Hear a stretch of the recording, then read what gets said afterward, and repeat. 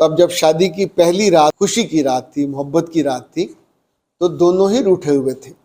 लड़की ने ज़्यादा दिमाग उसका ख़राब था, उसने पहली रात लड़ाई की, डीजे नहीं आया, तुमने वादा किया था, फोटोशूट नहीं हुआ, तुमने वादा किया था डांस करेंगे, नहीं हुआ। अब ये सारे वादे मंगनी से पहले मंगेतर ने किए थे, जो उसके बस में नहीं थे, ये उसकी औकात से ज़्यादा थे।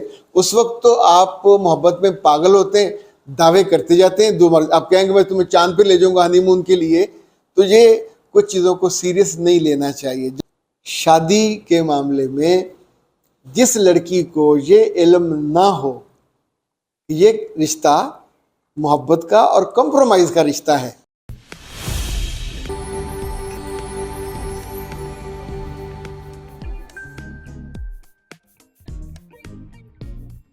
बिस्मिल्लाहिर्रहमानिर्रहीम। खातिन हज़रात, मैं हूँ अख्तर अब्बास और आप सबको मेरा सलाम पहुँचे।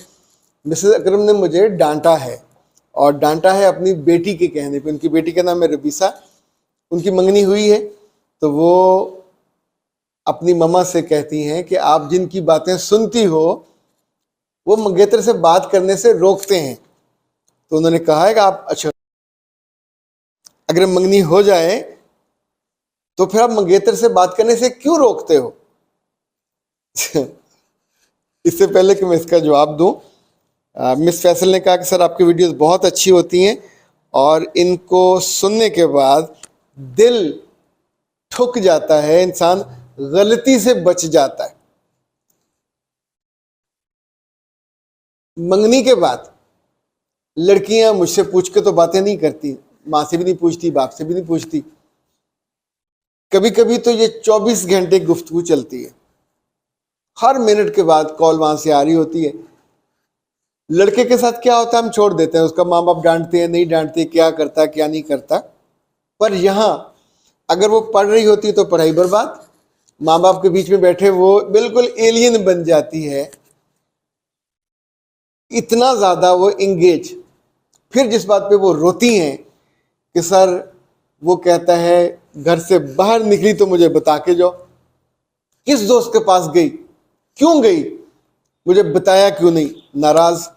बाजार क्यों गई, बाजार जाना था तो इन शर्तों के साथ, इस हुलिये के साथ। आपने अपनी जिंदगी की डोर और बागें लंबी बातें करके पहले उसके सुपुर्द कर दी। बातें जो मोहब्बत वाली हैं वो बहुत जल्दी ख़त्म हो जाती हैं, उसके बाद फिर उसके गिर्द दायरा और दीवारें बनने लगती हैं। दूसरा, ये जो मोहब्बत और मंगनी का मामला है, उसने कहा मुझे ऐसी तस्वीरें चाहिए, वो भेज दी। उसने कहा मुझे मेरे साथ बैठ के वीडियो कॉल पे आओ, तो जैसे जैसे वो कहता गया वैसे वैसे करती गई। ये इतने केसेस में हुआ, मंगनी बाद में टूट गई। उसने आपको देख लिया, आपका बदन देख लिया, आपका करैक्टर भी देख लिया, अब वो आपसे शादी क्यों करेगा? किसी न किसी बहाने वो तोड़ देता। फिर वो ब्लैकमेल करते हैं, तुम्हारी तस्वीरें मेरे पास है, वीडियोस मेरे पास है और मेरे पास, और आके गुनाह करो। फिर इनको करना पड़ता है। अब शादी कहीं और होनी है, वहां ब्लैकमेल हो रहे हो और गुनाह में जा रहे हो। तो अगर आप ये पहले बच जाते तो ये नहीं होना था। तीसरा, लड़का शादी से पहले एक बादशाह की तरह बिहेव करता है, हालांकि अपने घर में उसकी हैसियत ना शहजादे की होती है, ना बादशाह की, ना वजीर की। वहां तो एक आम था दरबारी होता है। लड़के ने अपनी मंगेतर से जो मोहब्बत से वादे किए हुए थे, हम फोटो शूट करेंगे, और उन्होंने उसके लिए बजट भी रखा हुआ था कोई 1.5 लाख रुपया। और ये जो बहरिया टाउन की मस्जिद है उसमें चूँकि बहुत से लोग फ़ोटो शूट करते हैं, जो शहर की मसाजिद हैं उनमें तो फ़ोटो शूट पे बाद केसेस भी हुए और बाद वो अदाकारों ने उसको ख़राब किया। तो ये ज़रा महफूज है, लोग वहाँ फ़ोटो शूट। अब ये वादा किसने किया? लड़के ने, अपनी मंगेतर की मोहब्बत में। पर ये वादा वो है जो उसके बस में ही नहीं था। जब ये फ़ोटो शूट होना था निकाह के बाद, तो निकाह के बाद माँ ने कहा कि उठो चले, अब घर चले। ये क्या मुसीबत है, हमने नहीं करना फ़ोटो शूट, हमारे ख़ानदान में किसी ने नहीं किया। और इस पे जितनी मर्जी, अब लड़की तो बोल नहीं सकती थी, वैसे लड़का शादी से एक दिन पहले कैसे बोलेगा, वो भी नहीं बोला। नतीजतन फ़ोटो शूट नहीं हुआ। बजट उनके पास था पर फ़ोटो शूट नहीं हुआ।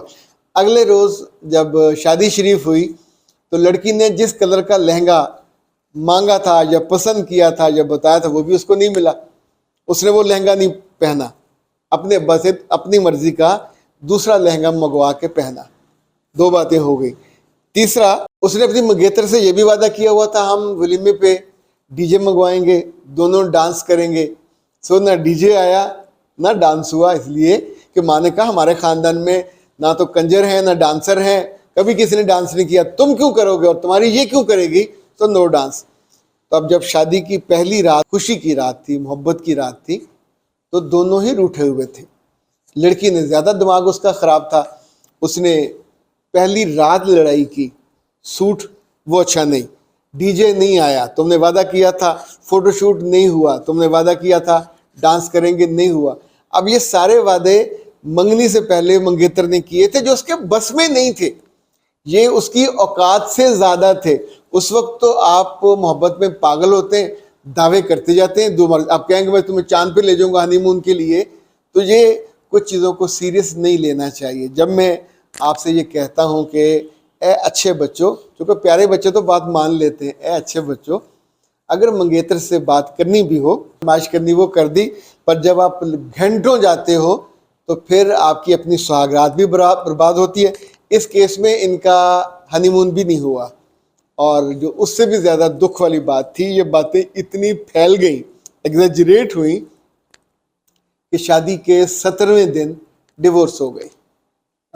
4-5 दिन के बाद वो लड़की वापस चली गई थी और उसके बाद वापस नहीं आई, क्योंकि उसके पास शादी के मामले में जिस लड़की को ये इल्म ना हो कि ये रिश्ता मोहब्बत का और कंप्रोमाइज़ का रिश्ता है, उस जगह जाके आपके लड़के की इतनी सी जगह वहाँ है उस घर में, पिद्दी सी जगह, आपको इतनी जगह कैसे मिल जाएगी?